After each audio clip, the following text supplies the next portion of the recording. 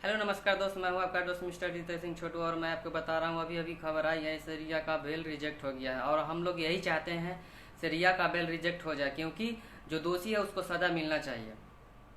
और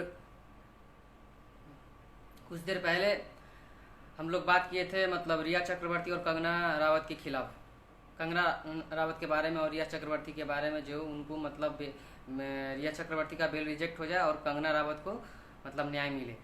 तो चलिए, हमारे हाई कोर्ट के जज ने सुन लिया। और मैं एक बात हाँ, और मैं माफ़ी मांगना चाहता हूँ। जो लास्ट में मैं बोल दिया था बोलना था हमको रिया चक्रवर्ती, सॉरी कंगना रावत, तो मैं रिया चक्रवर्ती बोल दिया था। तो इसके लिए मैं माफ़ी भी चाहता हूँ। लास्ट में मुझे कंगना रावत बोलना चाहिए, तो मैं रिया चक्रवर्ती बोल रहा हूँ। तो अगर हमसे जाने अनजाने में अगर मिस्टेक हो गई हो तो हमारे जो भी लाइव देख रहे हैं उनसे रिक्वेस्ट है से हमें माफ़ कर दे। और मैं मुद्दे की बात करता हूँ ये कि बहुत बहुत अच्छा हुआ जो हमारे हाई कोर्ट के, महाराष्ट्र हाई कोर्ट के जो वकील थे, उन्होंने उन लोगों ने हमारी बातों को सुना और बेल को रिजेक्ट हो गया। इसमें मैं माननीय प्रधानमंत्री और गृह मंत्री और राष्ट्रपति जी को कोटि कोटि बार धन्यवाद देता हूँ, क्योंकि न्याय के देवता वही हैं और कानून के रखवाले वही हैं। और मैं बात आती है कंगना रावत की जो भी उनका नुकसान हुआ है उनकी भरपाई करे, और जो भी उनका नुकसान हुआ है भरपाई करे और उनका साथ इंसाफ हो। जो भी उनका नुकसान हुआ है बीएमसी करे या महाराष्ट्र सरकार करे। उद्धव ठाकरे से मैं बताना चाहता हूँ, जो भी उसका नुकसान हुआ है उसका एक एक पाई का हिसाब करे। और रिया चक्रवर्ती का बेल जो है रिजेक्ट होना ही चाहिए था, क्योंकि उसने गलत किया। और कंगना रावत के खिलाफ कंगना रावत को इंसाफ मिले, क्योंकि वो एक देश की बेटी है और उसने सच्ची बात बोली है। हमारे सुशांत के खिलाफ जो बोली है बहुत अच्छी बोली है। और सुशांत जो थे पूरे बिहार की बात नहीं है, पूरे महाराष्ट्र की बात नहीं है, वो पूरे देश का बेटा थे। और आज तो हमारे बीच वो नहीं रहे, बहुत दुख की बात है। और बहुत दुख के साथ आप लोगों के सामने में सूचित करना पड़ रहा है, लेकिन ऐसा नहीं होना चाहिए था। और जो हुआ गलत हुआ। और महाराष्ट्र सरकार जो है उस बात को छिपा रही है, लेकिन ये बात जान लीजिए, सच कभी छिपता नहीं है। कितना भी कोशिश कर ले, पत्रकार को जेल में बंद कर देने से और रिपोर्टिंग को रोकने से और दंगा करवा देने से, किसी का महल तोड़ देने से, किसी के ऑफिस के ऊपर बुलडोजर चलवा देने से, दादागिरी करने से सच कभी नहीं दबती है और न दबेगी। और ये मेरा चैलेंज है, सच को कोई भी नहीं दबा सकता। मैं किसी पार्टी का नाम नहीं लेना चाहता हूँ, लेकिन सच को कोई नहीं दबा सकता है। हम हो, आप हो, चाहे जो भी हो, सच सच ही होता है और कानून सबके लिए बराबर है। मैं लॉर्ड से रिक्वेस्ट करूंगा, दरखास्त करूंगा से रिया चक्रवर्ती को कड़ी से कड़ी सजा मिले।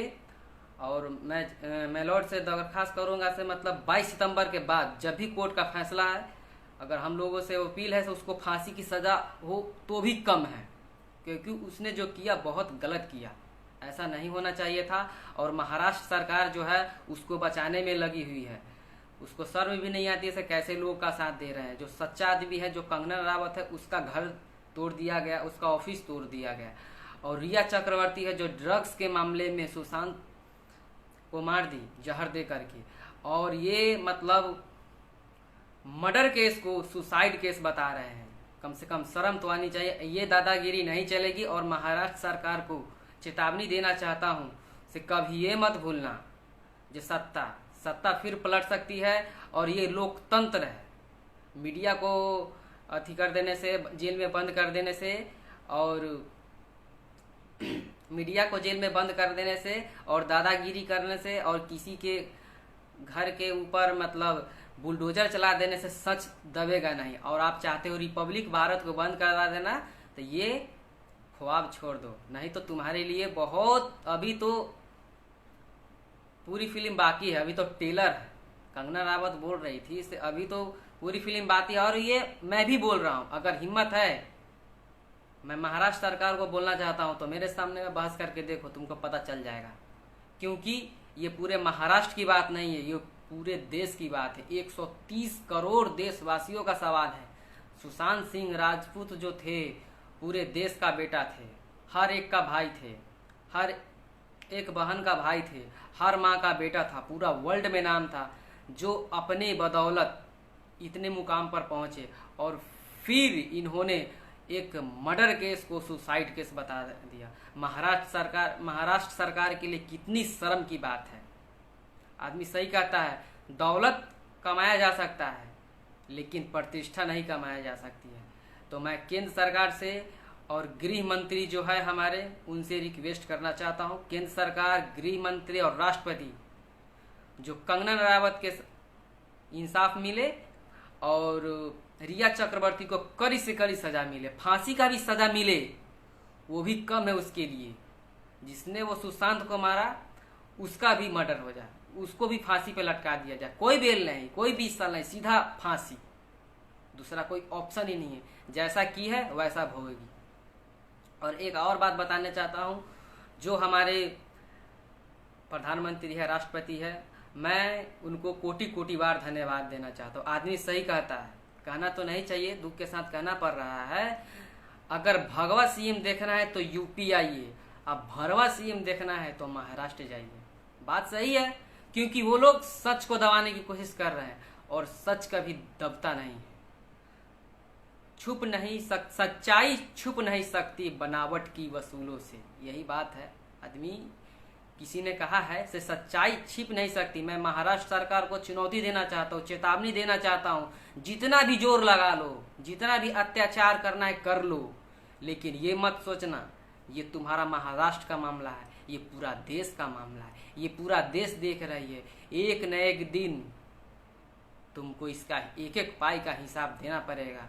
और मैं राष्ट्रपति और प्रधानमंत्री और गृह मंत्री से कहना चाहता हूँ, जो ये सरकार है, शिवसेना है, करनी सेना है, बीएमसी है या उद्धव ठाकरे है, इनके खिलाफ ठोस से ठोस कदम उठाया जाए। इनको ऐसा मजबूर कर दिया जाए जो इनके पास पछताने का मौका मत नहीं मिले। और इस चीज़ के लिए, इतना बड़ा योगदान के लिए रिया चक्रवर्ती को वो लोग छानबीन नहीं करने दे रहे हैं। कोई भी बिहारी ऑफिसर जाते थे तो उनको क्वारंटीन करा देते थे। और उसके बाद कंगना रनावत के साथ जो नाइंसाफ़ी हुई है उसके लिए उद्धव ठाकरे की बहुत निंदनीय बात है। ये बताइए, अगर कोई घर में नहीं हो, नोटिस चिपकाना ठीक है, लेकिन कोई घर में नहीं हो, उनको दीवार को नहीं, उनको पूरा फर्नीचर को तोड़ दिया गया, पूरा दीवार को तोड़ दिया गया। मैं तो केंद्र सरकार से बोलना चाहूँगा कि उसका एक एक पाई का भरपाई करें, एक एक पाई का भरपाई करें। और महाराष्ट्र सरकार को बोले, मैं केंद्र सरकार से बोलना चाहूँगा एक एक पाई का कार्रवाई करे और ऐसा कदम उठाए कि बाद में कभी इस चीज़ को करने के लिए कोई सोचे नहीं। इसलिए कि ये जो हुआ है गलत हुआ है। और कंगना रनावत जो है एक सच्ची लड़की है, सच के खिलाफ कोई भी आवाज़ उठाएगा, मैं हूँ चाहे कोई भी है। लेकिन सच को ये लोग दबाने की कोशिश कर रहे हैं, लेकिन सच कभी दबेगा नहीं, सच कभी दबेगा नहीं। मैं उद्धव ठाकरे को बोलना चाहता हूँ, चाहे तुम जितना भी जोर लगा लो, जितना भी लाठी चलवाना है चलवा लो, मैं जानता हूँ तुम्हारी सत्ता है, लेकिन अब देखता हूँ तुम्हारी सत्ता कब तक चलती है। इसलिए कि तुम्हारा सत्ता गिरने में अब टाइम नहीं है। अब सोच लो, अगर हिम्मत है तो अपना बचाव कर लो, क्योंकि ये तुम्हारा महाराष्ट्र का मामला नहीं, ये पूरा देश का मामला है। पूरा देश देख रही है। तूने रिपब्लिक चैनल को, रिपोर्टर को जेल में बंद किया और उसके खिलाफ आवाज़ उठा रहे हो, लेकिन ये गलत है। गलत इसलिए है कि अगर सही बात है तो तुम रिपोर्टर को बंद नहीं करते, कंगना रावत के मतलब हमला नहीं होता, किसी को धमकी दे रहे हो। लेकिन ये बात जान लो, ये लोकतंत्र का सरकार है और जनता तुमको छोड़ेगी नहीं। ये तुम कूटनीति खेल रहे हो, ये तुम्हें बहुत महंगा पड़ेगा। और हमें जो भी लाइव देख रहे हैं, मैं जो भी दर्शक है, मैं उन लोगों से रिक्वेस्ट करना चाहता हूँ, ये पूरा महाराष्ट्र का मामला नहीं है। और मैं महाराष्ट्र के पब्लिक से भी बोलना चाहता हूँ, जागो महाराष्ट्र, जागो। अब नहीं जागोगे तो कब जाओगे? देखो तुम्हारे महाराष्ट्र में सच्चाई को दबाने की कोशिश की जा रही है, ऐसा नहीं होना चाहिए था। ये जो हुआ गलत हुआ। अब नहीं जाओगे तो कब जाओगे? महाराष्ट्र सरकार को सोचना चाहिए था। जो मतलब इतना अवैध बिल्डिंग पड़ा हुआ है, उसको नहीं, उसको तोड़ना था। लेकिन आखिर क्या आपत्ति आ गई जो कंगना रावत को बिल्डिंग को तोड़ दिया गया। सच वो बोली इसलिए, लेकिन टेंशन मत नहीं लेना है, क्योंकि वो एक देश की बेटी है कंगना रावत, और सच्ची लड़की है, और उसको हम नहीं सपोर्ट, हम भी सपोर्ट करेंगे और पूरा इंडिया उसके साथ है। अगर मैं उद्धव ठाकरे से बोलना चाहूँगा, अगर तुम में हिम्मत है तो कंगना रावत को छू के बता दो तो मैं मानूंगा।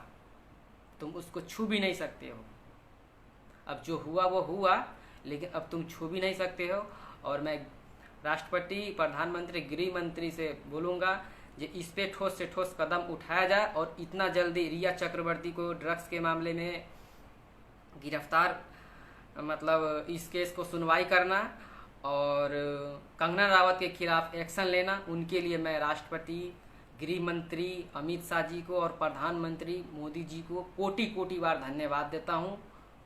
और इसी तरह उन लोगों का सपोर्ट रहे और ऐसा समय आए जो ऐसा करने के लिए कोई राज्य का मुख्यमंत्री सोचे नहीं, क्योंकि ये लोकतंत्र है, ये सत्ता लोकतंत्र पे चलती है। और ये उद्धव ठाकरे भूल रहे हैं, एक दिन उनको महंगा पड़ेगा और महंगा पड़ भी रहा है।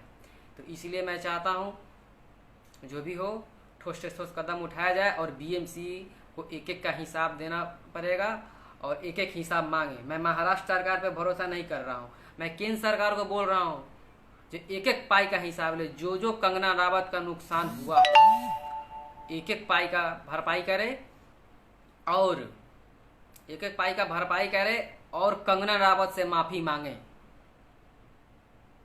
कंगना रावत से माफी मांगे तभी कल्याण है, नहीं तो इस सरकार को गिरने से कोई नहीं बचा सकता है। इसलिए जैसा वो किए हैं वैसा वो भोगने के लिए तैयार हो जाए। बस इससे ज़्यादा तो मैं कुछ नहीं बोलना चाहूँगा। मैं राष्ट्रपति और अमित शाह गृह मंत्री अमित शाह जी को और प्रधानमंत्री जी को इस में सहयोग करने के लिए और कंगना रावत के मतलब तुरंत हाई Y+ की सिक्योरिटी देने के लिए कोटि कोटि बार धन्यवाद देता हूं। और मैं हमारे जितने भी लाइव देख रहे हैं उन लोगों से रिक्वेस्ट है इस वीडियो को लाइक करें या ना करें, लेकिन जितना हो सके उतना शेयर करें। आप देख सकते हैं आज महाराष्ट्र में हो रहा है ऐसा बात, कल कहीं भी हो सकता है। मैं सेंट्रल गवर्नमेंट से दरखास्त करता हूं कोई ऐसा ठोस कदम उठाया जाए जो इस चीज़ के लिए, इसके बारे में कोई कल्पना भी नहीं कर सके, जैसे अभी महाराष्ट्र सरकार कर रही है सच्चाई को दबाने की कोशिश। तो मैं सेंट्रल गवर्नमेंट से रिक्वेस्ट करता हूं हाथ जोड़ के, जो आप ऐसा करें तो ताकि मतलब कोई भी सरकार, राज्य सरकार ऐसा कोशिश ना करे। जो सच बोले उसको लाठी से मारे और जो झूठ बोले उसको गले लगाए। सच सच होता है और झूठ झूठ होता है। हमेशा सच्चाई की जीत हुई है और होगी। इसलिए तब तक के लिए इतना ही, और फिर मिलेंगे आपसे अगले वीडियो में। तब तक के लिए इतना ही। नमस्कार, प्रणाम, जय श्री राम, जय हिंद, जय भारत।